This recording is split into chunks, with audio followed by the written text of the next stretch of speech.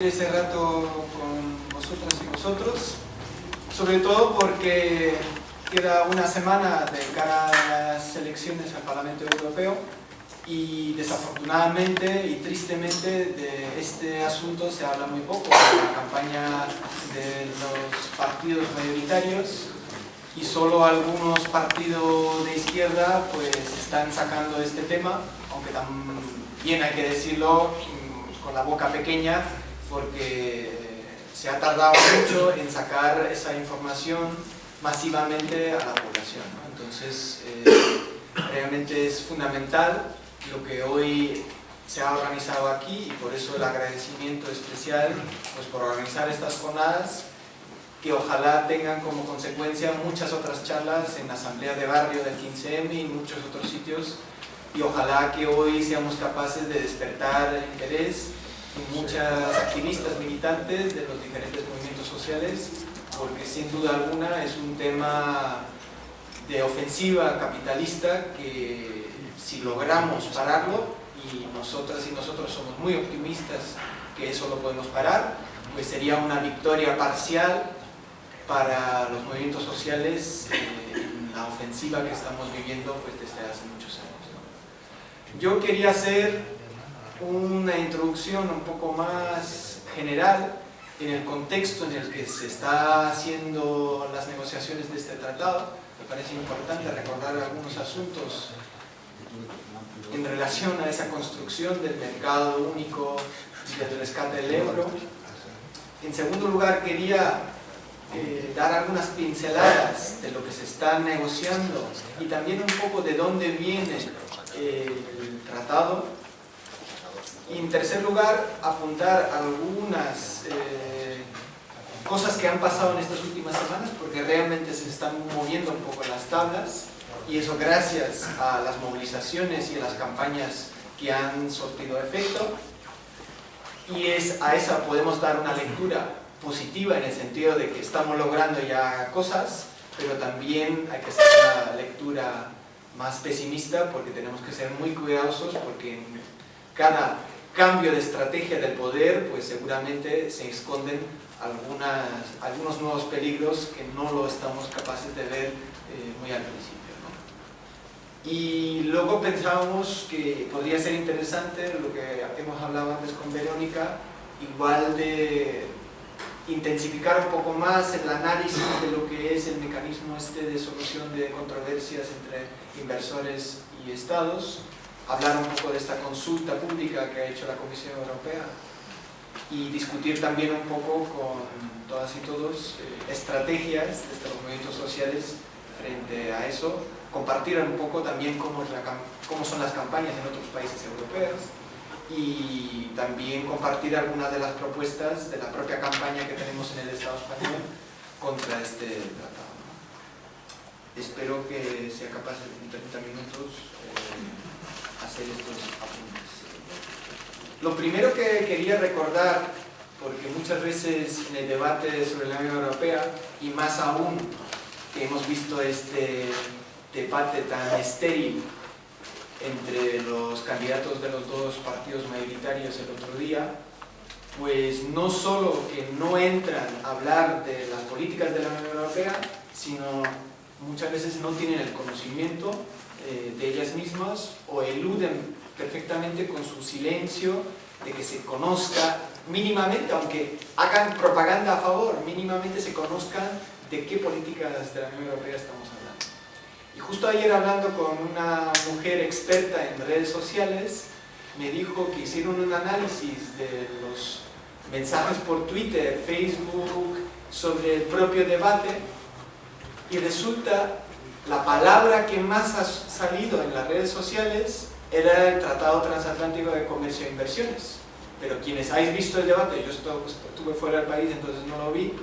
no mencionaron ni una sola vez el tema. Entonces ahí os dais cuenta, digamos, de que realmente hay una opinión pública mucho más informada de lo que realmente traspasa en el debate de los grandes partidos. Y claro, si realmente quisieran entrar en el debate de fondo de lo que es la Unión Europea, de dónde surge, sus falacias y su propaganda se decaye cuando realmente tuviésemos un tiempo igualitario en los medios de comunicación para explicar de dónde viene la Unión Europea. Y para eso hay que realmente volver, cuando realmente plantearon uno de los elementos fundamentales, que era quebrantar los retos del contrato social logrado por los movimientos obreros, sindicatos y por estas luchas sociales en los años 50, 60 de la postguerra, Segunda Guerra Mundial. Fue primero el Acta Única de 1985, pero muy en concreto el Tratado de Maastricht, que ya dejaba muy establecido por encima de las legislaciones nacionales la libre circulación de capitales y bienes, y por supuesto de que no pudiese haber ningún tipo de control sobre los flujos de capitales y este mal llamado libre comercio. Esto ya estaba establecido como una política de competencia única de la Comisión Europea con el Tratado de Maastricht. Y fue también ese paso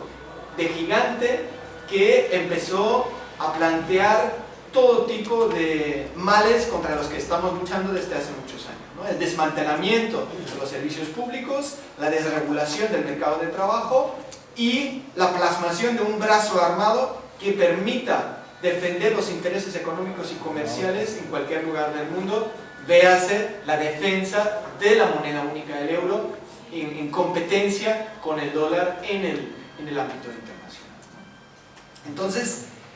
si analizamos en qué momento se ha plasmado el Tratado de Maastricht en la sociedad, con casi ninguna resistencia en el conjunto de los partidos políticos, ¿os acordáis? Fue el momento cuando había salidas de Izquierda Unida muy nombradas, Cristina Almeida, el dichoso, ¿cómo se llamaba? El que luego fue secretario de Estado de la Unión Europea con Zapatero, Diego López Garrido. Ellos salieron de Izquierda Unida en aquel momento cuando se debatió el Tratado de Maastricht, ¿no? Digo estas cosas porque os recomiendo mucho buscar en internet el video de una entrevista que se hicieron a Julio Anguita 20 años atrás, cuando él fue de las pocas personas en el Estado español que radicalmente se opuso al Tratado de Maastricht, porque él ahí dice cosas en esa entrevista que vais a ver reflejado hoy en día en la realidad de la descomposición social que se vive en Grecia y de la enorme situación de pobreza e injusticias que se están planteando en Grecia. Digo estas cosas porque, si os acordáis, cuando se firmó el Tratado de Maastricht, se estaba cerrando la ronda de negociaciones de lo que fue el Acuerdo sobre Aranceles y Comercio Internacional, el GATT, que luego en 1995 se convirtió en la Organización Mundial de Comercio. Eso fue justo en esa fase. Y el segundo elemento clave fue la caída del muro y la desaparición, digamos, de lo que fue esa bipolaridad oeste y este. Y a eso me quiero hacer una pequeña referencia porque me llamó mucho la atención el artículo ayer de Larry Summers. ¿Os acordáis quién fue Larry Summers? No solo venía, digamos, del Departamento de Estado, del Tesoro, digamos, con Clinton, sino Larry Summers era un alto funcionario del Banco Mundial durante muchos años. Y si buscáis un poco en internet sobre su historial, él defendía las políticas de ajuste estructural del Banco Mundial y del Fondo Monetario Internacional en los años 80 y 90 para la imposición del pago de la deuda externa, algo que sabemos ahora muy bien lo que significa aquí. Pues Larry Summers defendía que se necesitaba esa diferencia entre los países enriquecidos y los países empobrecidos, y defendía justamente estas políticas del pago de la deuda, imponiendo toda una serie de políticas de ajuste como privatizaciones, como las políticas de inserción al mercado internacional, con las políticas de mercado, etc. Entonces él dice ayer en un artículo que se llama ¿Acabará 2014 como 1914? Hace 25 años fue 1989. Acabó con una extraordinaria, espectacular victoria de la que todos podríamos o deberíamos sentirnos orgullosos. Una ideología y un imperio totalitarios fueron derrotados sin que se disparara un solo tiro. ¿Cómo sucedió eso? Sucedió en parte por la fuerza del ejemplo que daba el contraste entre cómo vivía la gente en Occidente y cómo vivía la gente en el mundo comunista. Sucedió en parte por el agotamiento de un sistema que carecía de la capacidad de dinamismo que posee el capitalismo de mercado. Y sucedió en parte debido a una reposada, decidida y conjuntada estrategia de fuerza de las naciones aliadas de Occidente. Al final, en la Guerra Fría, esta estrategia se impuso e hizo del mundo un lugar infinitamente mejor. Es esa ideología que tenemos que tener en cuenta cuando analizamos estas negociaciones de un tratado transatlántico de comercio e inversiones entre Estados Unidos y la Unión Europea. Son sus funcionarios, son los que están en los mandos de toma de decisiones, que vienen de estos departamentos de las universidades donde se han formado con gente como Larry Summers y que han estado en momentos decisivos en los puestos también de la Comisión Europea y de los diferentes Estados miembros. No por casualidad, en el otro día en La Tuerca estábamos discutiendo con un profesor de política internacional y dijo: ¿cómo podemos hablar tan mal siempre de la Unión Europea cuando hubo gente tan importante en la Comisión Europea que han hecho de estos procesos de integración un lugar de la Unión Europea en paz y han defendido el contrato social, etcétera, ¿no? Y donde teníamos que explicar pues, que algunos de estos comisarios de la Unión Europea eran muy responsables por esta fase del proceso neoliberal que se ha vivido como casi un golpe de Estado institucionalizado, de toma de poder de las finanzas y del poder de las bancas en las instituciones de la Unión Europea. Si no, no se entendería cómo hoy el Banco Central Europeo está mandado por un ex miembro de Goldman Sachs y que todavía sigue perteneciendo al grupo de los 30, que son los grupos de los 30 ejecutivos de los mayores bancos del mundo, que tienen un grupo lobby, y Mario Draghi sigue perteneciendo, a pesar de este conflicto de intereses, a un grupo de lobby de los bancos privados, siendo, digamos, un presidente de un Banco Central Europeo que decide con sus políticas monetarias, nuestras políticas fiscales, nuestro gasto público, nuestras políticas laborales, sociales, etc. Quería hacer esa pequeña contextualización porque me parece fundamental de que nos situamos siempre en qué proceso de integración nos han metido en estos últimos 30 años y que no por casualidad estamos ahora hablando de un contexto absolutamente liberalizado entre la Unión Europea y Estados Unidos. Es la zona que representa el 40% de los flujos comerciales en el mundo. La Unión Europea es el mayor inversor en Estados Unidos, 1,8 billones de euros al año. Flujos de mercancías que son 2.000 millones de euros al día. Entonces uno se pregunta claramente, ¿para qué necesitan un tratado que todavía liberalice más estos flujos de mercancías y finanzas entre ambos bloques? Y ahí es fundamental pues, muchos de los apuntes que ya ha planteado Verónica en su intervención. Pero claro, recordemos también en esa Unión Europea que va, digamos, dirigido por la Comisión Europea y por un Banco Central Europeo, desde esta situación de crisis financiera del 2007,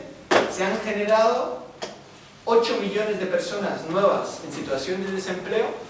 2 millones de personas en situación de extrema pobreza, y al mismo tiempo, desde 2007 han aumentado en 300.000 los millonarios con más de $1 millón de dólares. Y claro, eso significa que tenemos 25.000 millonarios en Europa que tienen cada uno una riqueza financiera media de más de 30 millones de euros. Esto es el elemento central, el que tenemos que hablar cuando hablamos de este tratado. Ellos nos intentan desviar que estos son negociaciones meramente técnicos, que se hablan de cuestiones meramente técnicas, pero nosotras y nosotros sabemos que tenemos que llevar el debate a nuestro terreno, que es la lucha por la justicia social, y mostrar que las mismas bases de la Unión Europea, sus instituciones, sus tratados, nos han llevado a una situación de una desigualdad absolutamente explosiva, una situación absolutamente injusta, y eso es el tema donde nos tenemos que centrar, además de aportar toda serie de detalles y argumentaciones también políticas y científicas a todo ese tema. ¿Vale? Bien, sería importante explicar siempre que el proceso, digamos, reciente de las negociaciones fue un proceso orquestado que no viene de una forma reciente, sino se viene planteando, ¿no? En el artículo que os he citado, digamos, de la Tribuna de Opinión en el País de Larry Summers, él planteaba de que ya hubo, digamos, para la caída del muro, un planteamiento orquestado por parte de Occidente, ¿no? Y ahora nuevamente en una situación de comercio internacional donde China ya ha adelantado a Estados Unidos como primera potencia comercial en el mundo, perdón, como segunda potencia comercial en el mundo, y a la Unión Europea lo va a adelantar como primera potencia comercial en el mundo más o menos en torno al 2020. Y en el 2050 ninguna de las economías europeas que todavía sigue siendo, digamos, del top 20 de las economías en el mundo va a ser parte de las economías más importantes en el mundo. Un informe del Instituto Bruegel de Bruselas, si vais quienes trabajan ahí os dais cuenta rápidamente de qué palo van. El Instituto Bruegel plantea, ni siquiera con el Tratado Transatlántico, si llegasen a hacer todo lo que plantean en términos de liberalización comercial, ni siquiera con este Tratado Transatlántico llegarían a disminuir el aumento de la cuota comercial internacional que va a tener China en los próximos años. Entonces realmente estamos hablando de aquí hay una lucha de intereses comerciales, económicos sobre el acceso a los recursos naturales en el mundo, que tiene mucho que ver con el aumento de la potencia política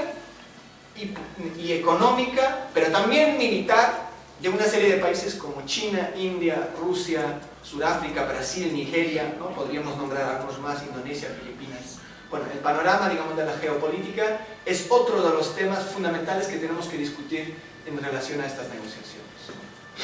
Y ellos lo están utilizando permanentemente, y luego en mi tercera parte voy a hacer una pequeña referencia de lo que dijo Merkel en Washington